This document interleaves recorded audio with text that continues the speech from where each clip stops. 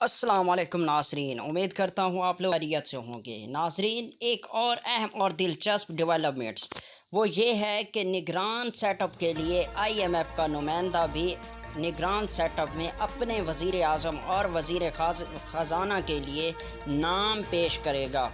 ये अहम डेवलपमेंट्स है। अब जो ये मुख्तसर जो शॉर्टली जो मुआहदा हुआ है उसमें ये मुआहदे में तय पाया गया है कि जो है इसमें सबसे बड़ी और सबसे जो ज़रूरी है वो यही है कि निगरान सेटअप में IMF का नुमाइंदा भी बिठाया जाएगा।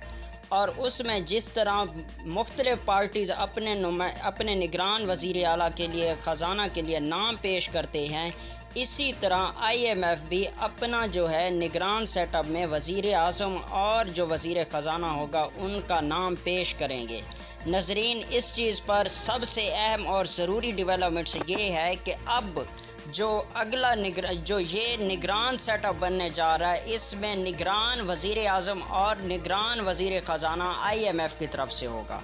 नज़रीन, उन्होंने इस चीज़ के लिए दो अहम शख्सियत से जो है राब्ते किए हैं जिनको निगरान वज़ीर आज़म और निगरान वज़ीर ख़ज़ाना बनाने के लिए तगो-दो कर रहे हैं।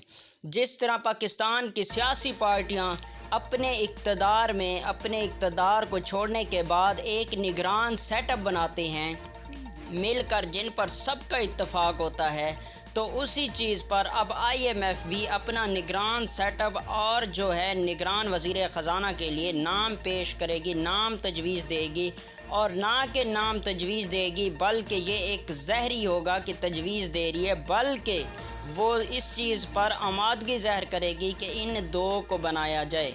वो दो शख्सियत नज़रीन क्या हैं, इससे पहले आप लोगों को पिछली मैंने व्लॉग में बता चुका हूँ कि अब जो निगरान सेटअप बनने जा रहा है इसके लिए जो सबसे ज़रूरी चीज़ है वो ये है कि निगरान सेटअप में जैसे ईस्ट इंडिया कंपनी का बताया है कि वहाँ पर जो अंग्रेज़ों ने बरे सग़ीर में मुदाखलत की थी, इसी तरह IMF अब पाकिस्तान में मुदाखलत कर रहा है। और उस चीज़ पर वो पाकिस्तान में निगरान सेटअप में निगरान वज़ीर आज़म और जो निगरान वज़ीर ख़ज़ाना है उनमें अपने दो नाम पेश करेगा। और वही जो है नाम सेलेक्ट होंगे, उनमें से जो दो नाम हैं वो एक है जो निगरान वज़ीर आज़म के लिए है, वो हफीज़ शेख साहब हैं जो इमरान ख़ान साहब के दौरे इक़्तिदार में वज़ीर ख़ज़ाना के मनसब पर फैज़ रहे।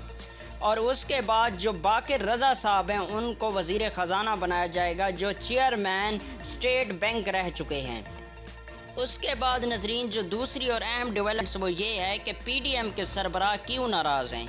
PDM के सरबराह में जो दुबई में बैठक लगी है सियासतदानों की, PDM के सरबराह में जो मुत्तहिदा जमातें थीं, तो उनमें PDM सरबराह को एतमाद में नहीं लिया गया। उसमें जो तीन अहम शख्सियत से मुलाकातें हैं उस चीज़ की वजह से PDM सरबराह मौलाना फजलुर रहमान साहब नाराज़ हैं।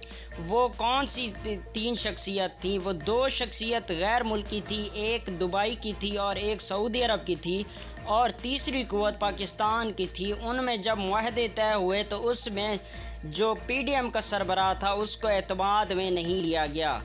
इस चीज़ पर नज़रीन अब जो है हुकूमत में हलचल मच गई है। कल से जब से मौलाना फजलुर रहमान साहब ने बयान दिया है तो उसने फिर जो एतमाद की चार्ज शीट है वो तैयार की जा रही है, और जो चार्ज शीट है उस पर जो मुआहदे तय हुए हैं वो मौलाना फजलुर रहमान के सामने रखे जाएंगे और उन्हें कहा जाएगा कि अभी तक इन मुआहदों का जो है सेटअप नहीं हुआ, अभी आपसे जो है मुशावरत के लिए हमने अमल जारी करना था, मीटिंग बुलानी थी, जिस पर मौलाना फजलुर रहमान साहब को मुलाकात के लिए आमादा किया जाएगा और ये जो सेटअप है उस चीज़ में मौलाना फजलुर रहमान को शामिल किया जाएगा। और तीसरी बात नज़रीन ये है कि मुल्क से बाहर बैठकर जो सहाफ़ी मुल्क के लिए किरदार अदा करते हैं, मुल्क के ख़िलाफ़ लॉबी तैयार कर रहे हैं, उन सहाफ़ियों को मुल्क का गरदार करार देने के लिए एक जो पिटीशन है दायर की जा रही है वो बहुत जल्द पेश होगी, और उसमें जो मुल्क के बाहर बैठे सहाफ़ी हैं उनको मुल्क का गरदार कहा जाएगा। اور اس کے لیے جو ملک کے خلاف، جو پاکستان کی فوج کے خلاف جو مذموم کارنامے سر انجام دے رہے ہیں، اس پر یا تو ان کو ملک سے بدر کیا جائے گا اور ان کا پاکستان سے کنیکشن ہی ختم کر دیا جائے گا، یا پھر ان کو پاکستان کی عدالتوں میں سامنے کرنے ہوں گے۔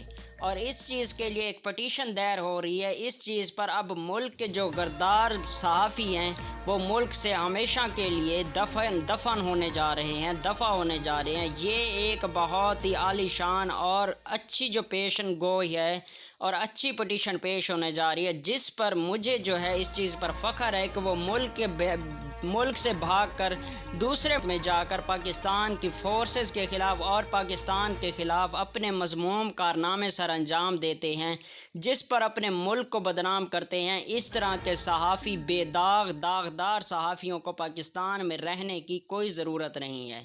ناظرین جڑے رہیے ہمارے ساتھ، دیکھتے رہیے فکس پوائنٹ۔ اللہ حافظ۔